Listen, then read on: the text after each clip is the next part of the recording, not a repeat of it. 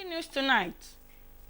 Presidentolu felicitates Professor Wole Soyinka on his 90th birthday, renames National Theatre in his honor. Commendation trails Supreme Court verdict on local government autonomy. Good evening, you are welcome to NTA Jebo News at 7. I am Titilayoke. Thanks for staying tuned with us. Now the news in details. Commendations continue to trail autonomy granted local government, and guests on Good Morning Nigeria believe there are impediments that may hinder effective autonomy which may be tackled. Leader Samson reports. State governors, through the State Assembly, have unfettered authorities over local governments and operational instruments across the value chains. What this means is without legitimately elected local governments, governors can allegedly still use their puppets to siphon funds from local governments despite their autonomy. We have to be very careful because in trying to create a workable system, we should not create confusions that we would not be able to manage. Definitely there will still be need for constitutional alteration to streamline the position with what the Supreme Court has said. Because technically speaking, Section 16, the import of the Supreme Court decision yesterday has nullified Section 162 sub 6. Some guests, on the other hand, believe the effectiveness of the autonomy depends on scrapping of the State Electoral Commission, who do the governor's bidding and allow INEC conduct local council elections. We should take serious cognizance of the fact that local government chairman must be conscious of the fact that when they are given this money, they should be able to use it judiciously and be transparent in the field, so that at the end of the day, the purpose of which this government is granted is not defeated. All accusing fingers seems to be, pointed at the governors for this, governors for that. I think as citizens, we should encourage them because they should also be concerned about developments in their councils. So if they are not interested and concerned about developments in their local councils, what becomes of them when they retire, when they finish tenure and then go back to their councils? The guests are emphatic that oversight, monitoring and auditing of allocations to mitigate past mistakes of owing teachers and other salaries through mismanagement of funds must be prioritized. They call for prosecution of local government chairpersons found wanting. Achieving sustainable grassroots development and changing the narrative to harness the given autonomy, the guests say, requires collective patriotic efforts. In Abuja, Lydia Samson, NTA News. The Nigerian Governors Forum has expressed its acceptance of the Supreme Court verdict revalidating the autonomy of local government authorities in the country. By its verdict on Thursday, the Apex Court outlaws the current practice in which the funds due to the local government authorities are being credited to state government accounts. In an interview with State House correspondents after their visit to President Bola Tinubu, chairman of the Nigerian Governors and Governor of Kwara State and his colleagues from Bauchi and Imo State describes the Supreme Court judgment as a welcome development. Ministry of Special Duties and Intergovernmental Affairs will leverage... Compliance is a given, and our Attorney Generals have applied for the enrollment order, which we'll study carefully. But by and large, governors are happy with the devolution of power in respect to local government autonomy.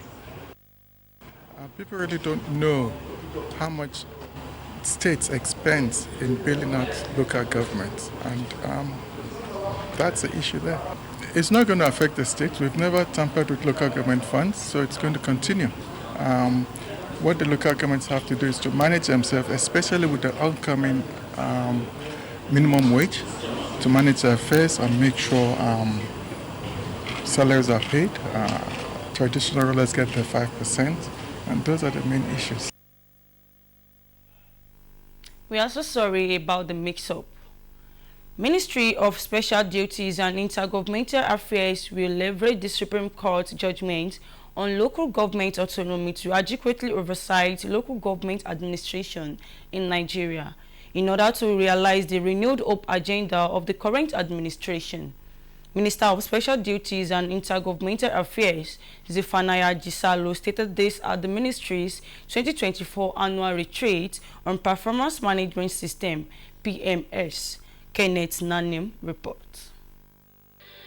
The Ministry of Special Duties and Intergovernmental Affairs is taking advantage of its annual retreat to deliberate on stage-by-stage methodology of performance management system, evaluating standards, operational procedures in line with international best practices. It is a pivotal moment for us to reflect, to re-evaluate and re-strategize on how we can improve our performance management systems and intergovernmental coordination to provide better service to the Nigerian people. The retreat is also discussing ways of upscaling capacities, skills and knowledge of staff in achieving the set goals. It was also a time to evaluate activities of agencies under the purview of the ministry to align collaborative efforts towards achieving the aims and objectives of the federal government. But for the minister, addressing challenges in the local communities is of paramount, and the Supreme Court's decision on local government autonomy provides the leeway. We will make sure that local government give their attention to primary health centers, including the education, primary school, the junior secondary school, and the secondary school. I think giving the instructional materials, give the people desk and other things. That's what we're talking about. The local road where people go, like farmers, let them go to farm and bring their farm produce to the market. Outcomes of the retreat, the ministry says, will be utilized in collaboration with the Central Delivery Coordination Unit of the federal government. Kenneth Nanim, NTA News. The program director of the Presidential Initiative on CNG, Michael Oluwagbemi, says conversion of petrol and diesel-powered commercial vehicles to run on CNG is to be done free of charge. This is the highlight of a memorandum of understanding signed in Abuja with NURTW for mass transit buses and transportation network companies. Leader Samson reports. The Presidential Initiative on Compressed Natural Gas is targeting commercial vehicles, including mass transit buses and transportation network companies, as part of efforts to directly crash down cost of transportation. Conversion kits are going to be starting to be installed. Commercial operators of mass transit vehicles that move 90% of Nigerians, by the way, will be able to benefit from this. They can then pass on their savings to the consumers. The agreement we are signing today is saying, in return for giving you these kits, you will also pass on those savings to the ordinary Nigerians. So we'll begin to have some impact in terms of transportation costs. Upon our adoption of CNG for transportation, the Nigerians can be able to benefit from reduced cost of transportation.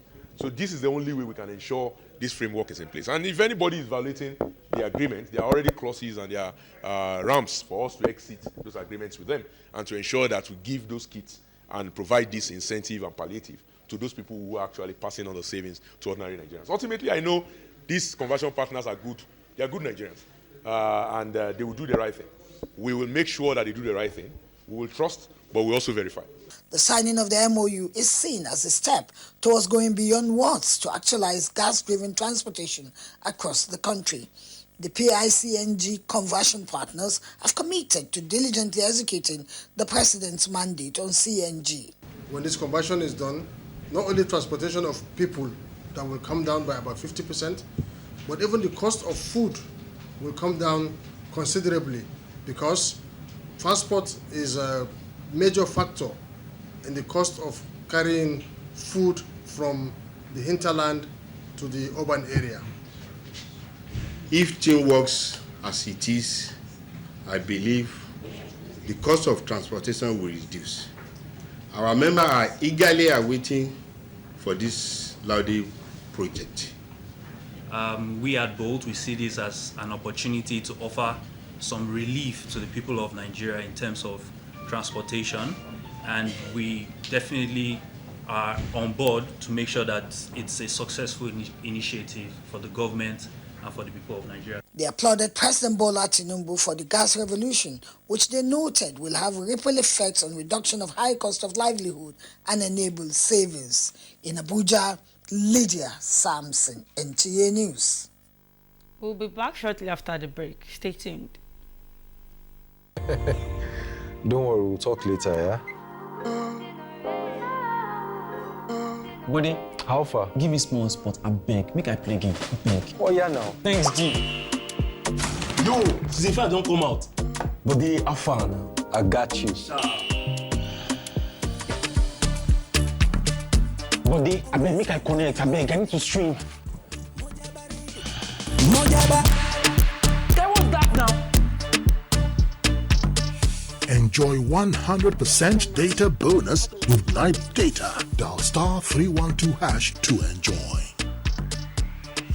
Power your relentless ambition with ultra-high-speed data. Glow Unlimited. Effective implementation of the National Language Policy of year 2022 have been identified as critical for reversing the lingual cultural discrimination being experienced in Nigeria. A professor of English language and socio-linguistics, Presidentolu University of Education, Ijagun, Ogun State, Professor Chinyere Egwogu made the call while delivering an inaugural lecture of the school. Anthony Gandun brings us to the story. Together by the Pioneer University of Education in Nigeria, Presidentolu University of Education, the 25th edition of the inaugural lecture was attended by stakeholders in the education sector, particularly indigenous language advocates. Delivering the lecture titled English, Indigenous Nigerian Languages and Lingua Cultural Identity Crisis in Nigeria, Remediating the Disconnection, the first professor of English language and social linguistics of the institution, Professor Chinyere Egwogu, pointed out that the interplay between local, national and international linguistics and cultural dynamics may pose a problem of disconnection from the local languages and culture. The university therefore recommended for both governments and individuals to reconcile with their lingua cultural identity to avoid alienation and linguistics identity crisis. The problems there are that our indigenous languages are being endangered, that our younger generation are not speaking their indigenous languages.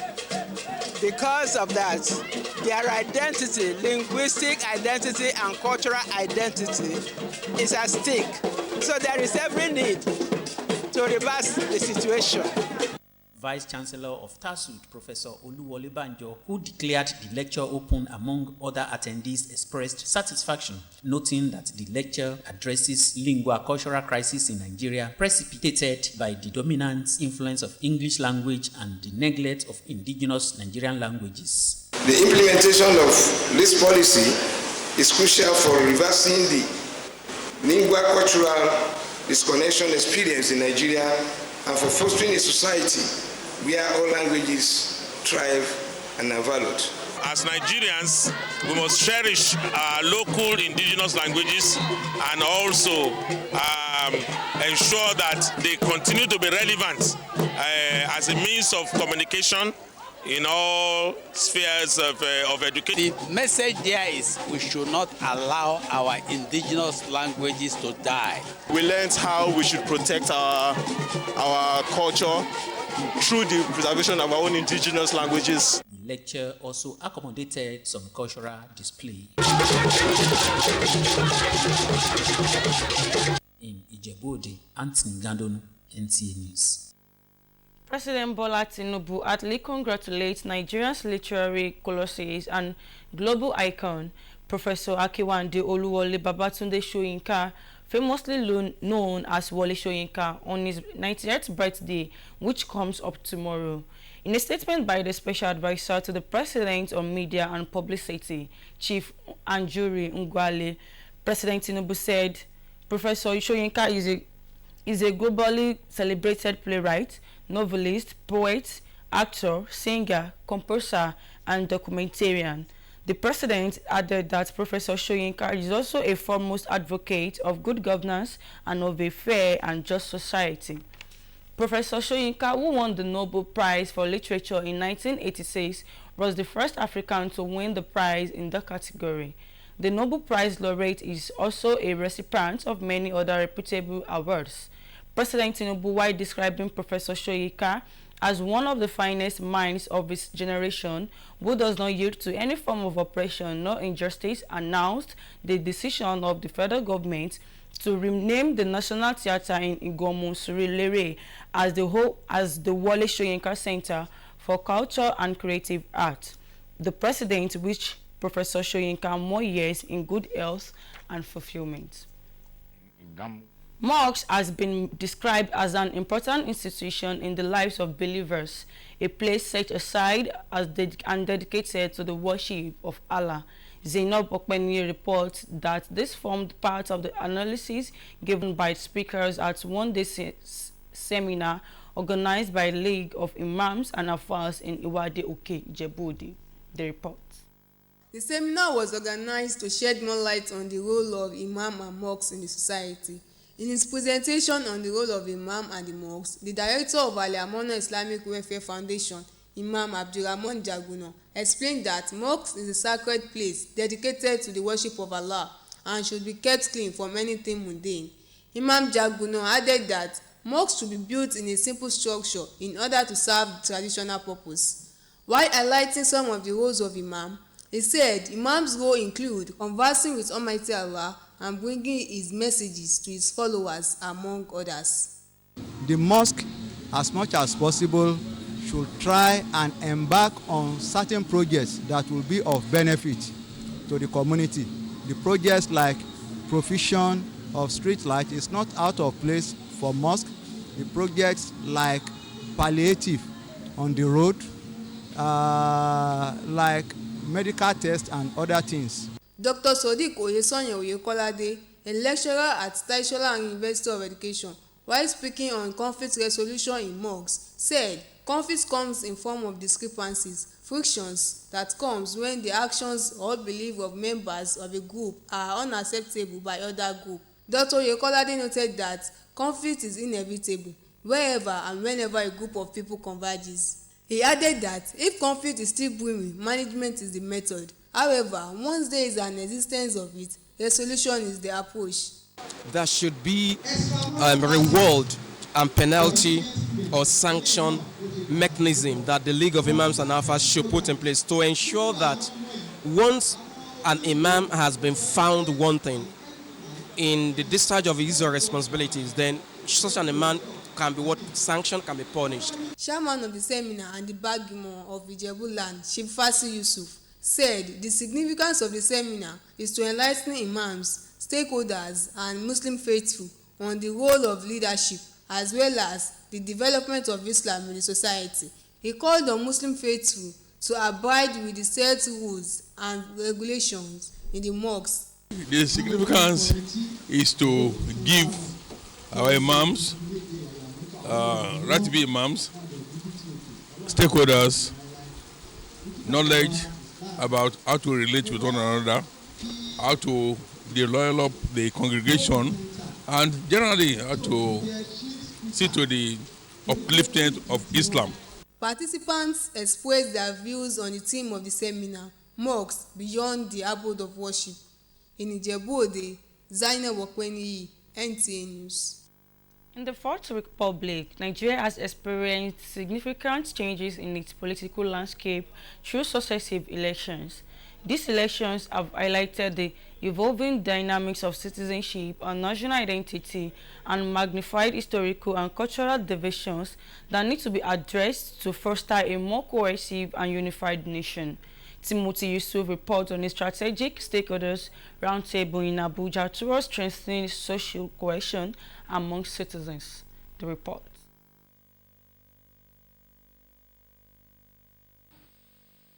Nigerians are patriotic. This strategic roundtable meeting with stakeholders reflects on major events during the 2023 general election. Lagos State was case study, considering some of the contemporary issues thrown up. The Kuka Center, with support from the MacArthur Foundation, is implementing a project focused on strengthening social cohesion in this direction. The Nigerians have simply withdrawn into the wombs of their tribes and their regions. And increasingly we are telling each other we are simply different. The agency is really concerned about this, and our new Director General, Malamisa Onilu, is coming up with a project which he named National Identity Project. Organizers' approach to this intervention involves engaging multiple stakeholders through dialogue, advocacy, and collaboration. Already, advocacy visits to key stakeholders in Lagos State from October 2023 to February 2024 has long been carried out. Discussion focused on promoting trust and nation building. Timothy Yusuf, NTA News. That's all we have for you for tonight. I remain Titilayoke. Keep watching NTA. Good night. Excuse me, ma'am. Glow! Where Glow now? I dare here. Glow don't go village. Tell all our customer abi. Everybody pay attention. See, now Glow berekete 10x. Now him I they take tension my customers. Now they dash me 10 times the credits when I load. Or even summer me double data join. Yeah. Wait, so with one file where they give all of us, so you they enjoy up to 15,000 naira credit and data. And I say I never finish you. See, when I say if we enjoy, if we join Glow berekete 10x, when I go get 1,000 naira welcome credit. You just carry your phone, dial *777#. Finish. Glow, you don't win. Una see they here. Hello, please, I'm looking for Glow. Please save now Glow with they fine. Now Glow with they go. Okay, so enjoy 10 times the value of your recharge on Glow berekete 10x. You also get 1,000 naira for calls and data and double data bonus on your subscription.